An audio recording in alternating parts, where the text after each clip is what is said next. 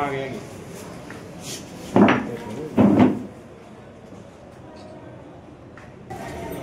मी संजीवनीताई बारवळे, प्रहार संघटनेच्या सोलापूर जिल्हाध्यक्षा। आज आम्ही तहसील कार्यालयाचे तहसीलदार साहेबांना निवेदन दिलेलं आहे। त्याचं कारण असं आहे, जी संजय गांधी श्रावणबाळ योजना आहे ती योजना या लाभार्थ्यापर्यंत पोहोचण्यासाठी आणि ते प्रकरण तयार करण्यासाठी आपल्या बार्शी तहसील कार्यालयाच्या बाहेर मोठा एजंटचा सुळसुळाट झालेला आहे। आताच मी जस्ट बिभीषण मुसळे या नामक एजंटाने, तो स्वतः सुद्धा दिव्यांग आहे, परंतु या श्रावणबाळ योजना असेल, संजय गांधी निराधार योजना असेल, असं बाहेरच्या एजंट लोकांचा सुसवट अशाप्रमाणे की आता जो ही ताई आहे खंडवीची विधवा निराधार आहे, या ताईंनी बिभीषण मुसळे यांच्याकडे संजय गांधी निराधार योजनेचं प्रकरण करायला दिलं होतं। तर त्या प्रकरणामध्ये सरकार चौकशी करून ऑनलाईन करण्यासाठी त्यांच्याकडनं आता जस्ट 500 रुपये घेतले, ते आम्ही बाहेर दाखवलेले आहेत। आणि नंतर उर्वरित प्रकरण करायचं असेल तर 3000 रुपये एवढा खर्च होईल असं सांगितलं। ज्यावेळी मी त्यांना विचारणा केली असता त्यांनी तोंडाने म्हटले की कुठलाही अधिकारी सही घेत असताना आम्हाला फुकट सह्या देत नसून आम्हाला त्यांना पैसे द्यावे लागतात, म्हणूनच 4 आणि 5000 रुपये खर्च लागतो असं त्यांनी स्टेटमेंट दिलं। त्यांना मी म्हटलं की त्या अधिकाऱ्याचं नाव सांगा, परंतु त्यांनी सांगितलं नाही। आज ही विधवा निराधार महिला आहे, तिला 2 मुलं सांभाळावी कशी, पती नसल्यामुळे तिचा प्रपंच कसा करावा, लेकरं कशी जगवावी शिकवावी, हा मोठा प्रश्न समोर उभा असताना शासनाच्या या योजना घ्यायचंय त्याला या एजंटला 5-5 हजार रुपये द्यावं लागतं, हे आज समोर सिद्ध झालंय। ते बोलत असताना ही कुठली ताई आहे तुम्ही, कोरेगावची ताई आजी आहे, तर यांनी 4000 रुपये मुसळ्यानं प्रकरण करायला दिलं। एक आजोबा खाली बसलेले आहेत, 4000 रुपये त्यांना दिलेले आहेत। मग जे श्रावणबाळ योजनेचे आहे त्यांना आता ती योजना मिळेल की नाही एवढी त्यांची हालत खराब झालेली आहे। तरी सुद्धा आज इथं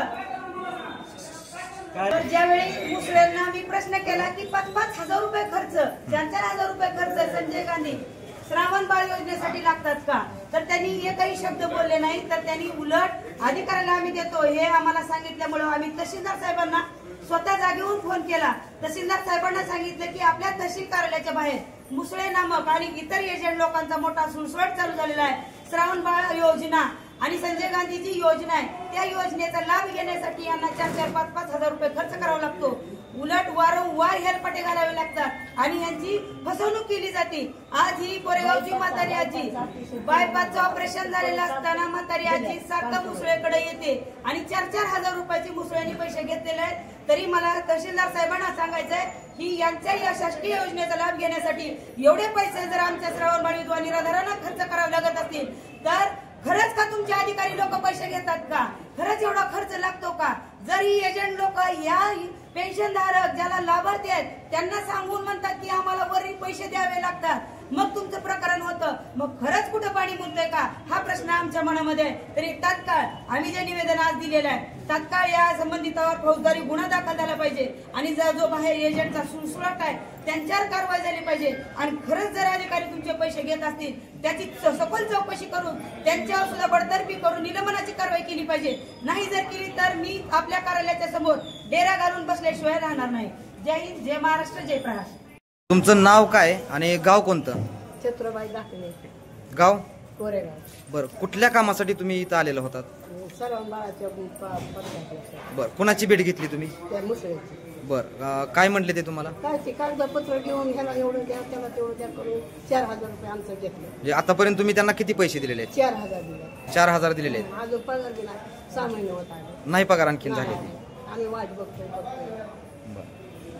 तुमची अडचण काय आहे ताई?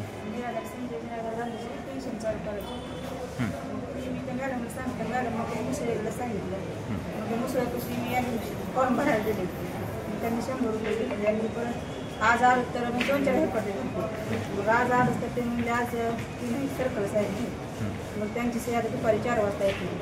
म्हणलं आता घेऊ घ्यायचं तर ते म्हणजे माझ्यापासून मी घेतो मग ते सही त्याला 200 रुपये द्यायला लागतात आणि आता 300 रुपये त्यांच्याकडून उत्पन्नात टाकला की परत तुम्हाला फोन करतो।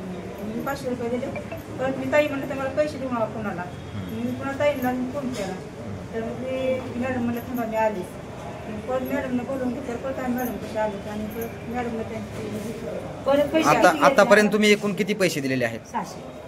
600 आणि आणखीन किती मागणी केलेली आहे? 3000 रुपयांची आणखीन मागणी केलेली आहे। सगळं काम पूर्ण